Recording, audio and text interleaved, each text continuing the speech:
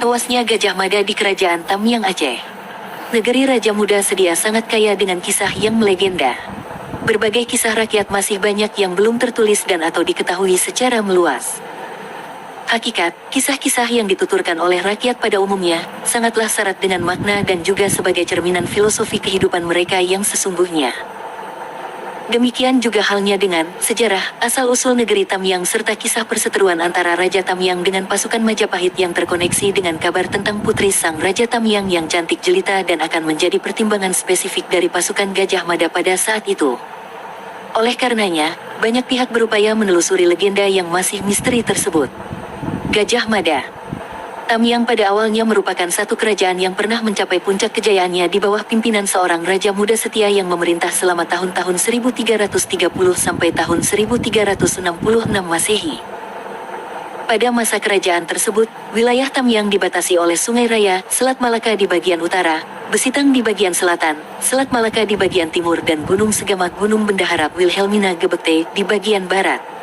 Asal-usul Tamyang. Tamyang adalah sebuah nama yang berdasarkan legenda dan data sejarah berasal dari Miang, yang berarti tidak kena gatal atau kebal gatal dari miang bambu. Hal tersebut berhubungan dengan cerita sejarah tentang Raja Tamyang yang bernama Pukuk Sulooh. Ketika masih bayi ditemui dalam rumpun bambu betong istilah Tamyang Buloh, dan raja ketika itu bernama Tamyang Pehok, lalu mengambil bayi tersebut. Setelah dewasa dinobatkan menjadi Raja Tamyang dengan gelar Pukuk Sulooh Raja Miang, yang artinya seorang raja yang ditemukan di rumpun rebong, tetapi tidak kena gatal atau kebal gatal. Sumber lain, mengapa dikatakan Tamyang? Karena raja pertama tersebut memiliki pipi hitam sebelah yang disebabkan oleh miang bambu, rumpun bambu yang gatal. Jadi, Tam berarti hitam dan miang berarti rumpun bambu. Maka dijadikanlah sejarah nama daerah tersebut dengan nama Tamyang. Tidak ada yang tahu secara pasti kapan Raja Muda setia wafat.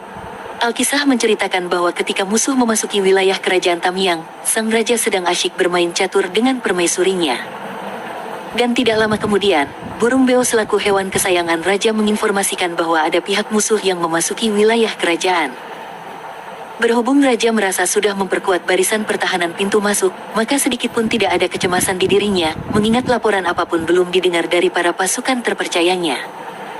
Sehingga perkataan seekor hewan diacuhkan, kendati pun sang permaisuri telah mengingatkan kepada sang raja. Melalui tokoh hebat pada masa itu, musuh masuk ke wilayah kerajaan Tamyang melalui jalur yang tidak disangka-sangka, yakni jalur rimba yang tak mungkin dilalui oleh orang sembarangan. Mereka melakukan perjalanan menggunakan perahu yang berjalan di daratan. Putri raja yang jelita dan Majapahit. Raja Tamyang memiliki seorang putri yang sangat cantik jelita. Dialah yang bernama Potuan Putri Megagema yang lebih dikenal dengan Putri Rindu Bulan. Pesona kecantikannya mampu membuat siapa saja lupa akan indahnya rembulan. Sehingga wajarlah jika julukan Lindung Bulan melekat padanya. Di kemudian hari nama itu dinobatkan menjadi SMU Negeri 1 Kejuruan Muda dengan nama SMU Lindung Bulan yang terletak di Kampung Durian Kecamatan Rantau Aceh Tamyang.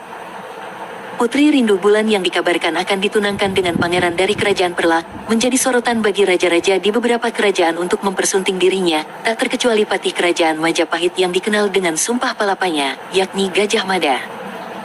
Menurut lisan leluhur, sebab umum pasukan Majapahit yang memasuki kawasan Aceh Tamyang dikarenakan panglima tersebut hendak mempersatukan Nusantara, hingga rela tak mengkonsumsi buah kelapa.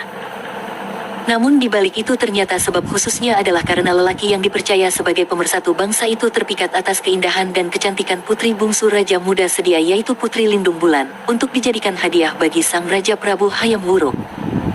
Alkisah, di suatu masa setelah Gajah Mada mengucapkan sumpah palapa untuk menyatukan Nusantara, maka Gajah Mada beserta pasukan dari kerajaan Majapahit yang jumlahnya ribuan orang, berupaya menyerbu raja-raja yang berkisar di Kepulauan Jawa. Setelah puas dengan kemenangannya, maka Majapahit segera menyebar ke kawasan di Pulau Sumatera dan pulau-pulau lainnya. Saat itu hampir keseluruhan Pulau Sumatera dikuasai oleh kerajaan Aceh yang menaungi kerajaan-kerajaan kecil lainnya. Satu persatu kerajaan dari Palembang, Padang, Tumbang dihancurkan dan ditaklukkan oleh sang Panglima Gajah Mada. Suatu hari tibalah pertarungan oleh pasukan kerajaan Majapahit dengan pasukan Kesultanan Delhi, namun Kesultanan Delhi tidak mampu bertahan lama dan akhirnya juga takluk. Pasukan Gajah Mada terus menjelajah, kemudian penyerangan itu berlanjut ke Tamyang dengan berpangkalan di daerah Manyak Payet. Penyerangan berawal ketika putri bungsu Lindung Bulan yang kecantikannya luar biasa itu tersiar ke telinga Patih Gajah Mada. Karena pinangannya saat itu ditolak oleh Raja Muda Sedia, maka Gajah Mada merasa tersinggung lalu menyerang kerajaan benua Tamyang. Untuk mengantisipasi hal tersebut maka dikirimlah seorang utusan ke Kuta Raja untuk meminta bantuan bala tentara. Sultan Aceh menyetujui mobilisasi pasukan khas didampingi oleh 7 panglima perang yang kononnya punya ilmu kebal. Selang beberapa minggu berhadapanlah pasukan Gajah Mada dengan pasukan kerajaan Aceh yang dipimpin oleh Panglima Hantom Manu. Dan Hantom Manu bukanlah nama aslinya, melainkan nama yang diambil dari kata Hana Mano sebab panglima tersebut dilarang mandi guna menjaga kekebalan tubuhnya. Perang berkecamuk dengan hebatnya selama 7 hari 7 malam, dan akhirnya Gajah Mada terbunuh ditikam oleh panglima dari kerajaan Aceh. Akhirnya pasukan kerajaan Majapahit mundur teratur untuk balik ke kampungnya dan meratapi kesedihan akibat kekalahan. Untuk mengenang kemenangan kerajaan Aceh terhadap pasukan Gajah Mada dari kerajaan Majapahit tersebut, maka kampung lokasi tempat pertempuran di daerah Aceh Tamyang tersebut dinamakan menjadi Kampung Manyak Pahit, adopsi dari nama kerajaan Majapahit. Kampung ini sampai sekarang masih ada di Aceh Tamyang tidak jauh dari Kampung Pahlawan Kecamatan Karangbaru. Majapahit diambil dari buah maja yang pahit, namun oleh Panglima Kerajaan Aceh, kawasan tersebut dipelesetkan menjadi Manyak Pahit, yang artinya anak kecil yang pahit. Mungkin cuma untuk menunjukkan bahwa Gajah Mada dan pasukannya terhenti di kawasan ini, ataupun mungkin karena dialek orang Aceh yang kesusahan untuk mengucapkan kata-kata Majapahit secara fasih dan akhirnya menjadi Manyak Pahit.